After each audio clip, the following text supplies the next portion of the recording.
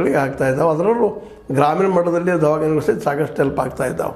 ಮುಂದೆ ಆಶಾ ಕಾರ್ಯಕರ್ತೆಯರ ನಿರ್ವಹಣೆಯನ್ನು ಅವೈಜ್ಞಾನಿಕವಾಗಿ ಮೌಲ್ಯಮಾಪನ ಮಾಡೋದನ್ನು ಕೈ ಬಿಡಬೇಕು ಅಂತೇನೋ ಕೇಳ್ತಾಯಿದ್ರು. ಅವೈಜ್ಞಾನಿಕವಾಗಿ ಮನುಷ್ಯ ಬಂದಂಗೆಲ್ಲ ಎಲ್ಲರೂ ಕೆಲಸ ಮಾಡಿಸೋದಲ್ಲ, ನಮಗೇನು ನಿಗದಿತ ಆ ಕೆಲಸ ಮಾಡಿಸ್ರಿ ಅಂತೇಳಿ ಈಗ ಒಂದಿಷ್ಟು ಬೇಡಿಕೆ ಇಡ್ತಾರೆ. ಅದ್ರ ಜೊತೆಗೆ ಸೂಕ್ತ ವಿತರಣದೊಂದಿಗೆ ಆಶಾ ಸುಗಮ ಕಾರ್ಯವನ್ನು ಮುಂದುವರಿಸಬೇಕು.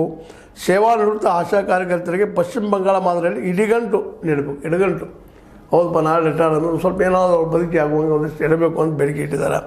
ಅಂಗನವಾಡಿ ಕಾರ್ಯಕರ್ತೆಯರು ಬಿಸಿಯೂಟ ನೌಕರರ ಮಾದರಿಯಲ್ಲಿ ಆಶಾ ಕಾರ್ಯಕರ್ತರಿಗೂ 1,000 ಪ್ರೋತ್ಸಾಹನ ಹೆಚ್ಚಿಸಬೇಕು ಅಂತ.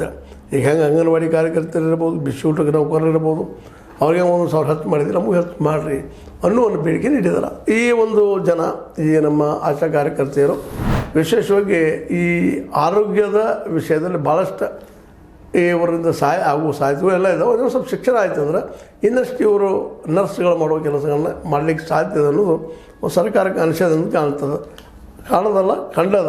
ಆ ದಿಶೆಯಲ್ಲಿ ಅವರೇನೋ ಹೇಳಿದ್ದಾರೆ. ಅದ್ರ ಜೊತೆಗೆ ಈ ಆಶಾ ಕಾರ್ಯಕರ್ತರ ಬೇಡಿಕೆಯನ್ನು ಇಟ್ಟಿದ್ದಾರೆ. ಇವತ್ತು ಇದು ಅನಿವಾರ್ಯ ಅನ್ನೋದು ಮತ್ತೊಮ್ಮೆ ಹೇಳಬೇಕಾಗಿದೆ. ಯಾಕಂದ್ರೆ ಮಾರ್ಕೆಟ್ ತುಟ್ಟಾಗಿದೆ ಇವತ್ತು. ಮತ್ತು ಇದನ್ನು ನಂಬಿ ಬದುಕನ್ನು ಮಾಡ್ಕೋಬೇಕಾಗ್ಯದ ಅವ್ರಿಗೆ.